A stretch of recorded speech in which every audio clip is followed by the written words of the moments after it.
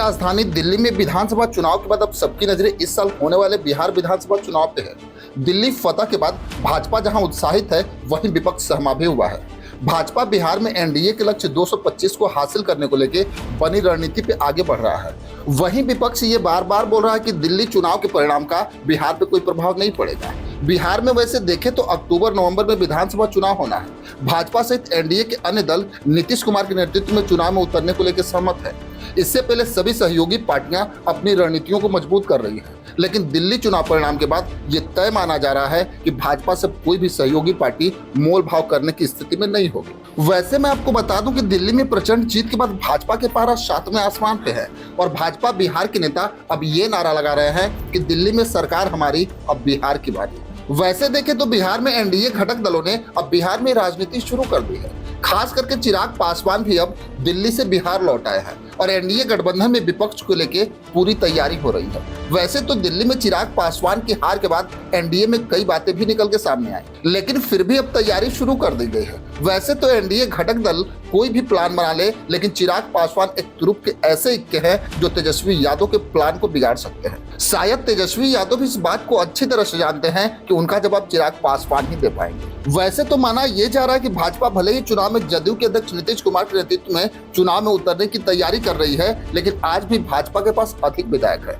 ऐसे में भाजपा और जदयू में सीट बंटवारे में बराबरी की हिस्सा होगी। वहीं अगर देखें तो इस दबाव को दिल्ली चुनाव परिणाम ने कर दिया है। एनडीए के अन्य सहयोगी दलों पे भाजपा ने बढ़त बना ली है। इधर दिल्ली चुनाव में भी विपक्षी एकता तार तार हो गया। ऐसे में बिहार में भी महागठबंधन सहमा हुआ है। जिस तरह कांग्रेस के नेता राहुल गांधी ने हाल में ही बिहार दौरे के क्रम में जाति जनगणना को लेकर सवाल उठाए, उससे राजद के कान भी खड़े हो गए हैं। हालांकि कांग्रेस को दिल्ली में एक भी सीट नहीं मिली, फिर भी कहा तो यहां तक जा रहा है कि कई सीटों पर उसने आम आदमी पार्टी का गणित बिगाड़ दिया।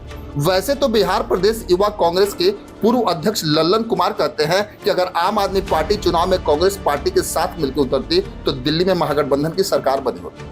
उन्होंने कहा कि प्राप्त नतीजों में 10 सीटों पर भाजपा की जीत के अंतर से कहीं ज्यादा वोट कांग्रेस उम्मीदवार को मिला है, जो इस बात का प्रमाण है।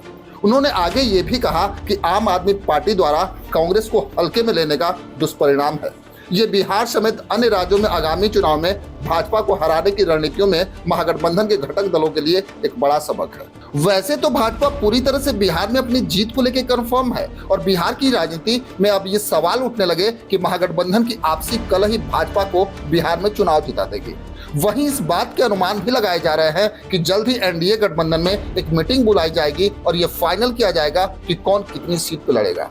क्योंकि अगर देखा जाए तो एनडीए गठबंधन में शामिल कई पार्टियां अलग अलग सीटों के लिए दबाव बना रही हैं, जिससे एनडीए गठबंधन में दरार भी दिखने लगती है। खैर, इसको जल्दी ही भाजपा हाईकमान खत्म करके सीटों का बंटवारा तय कर देगा। खैर, इसमें आपकी क्या राय है, हमें कमेंट बॉक्स में जरूर लिखेंगे। बस आज के लिए इतना ही, फिर मिलेंगे। जय हिंद।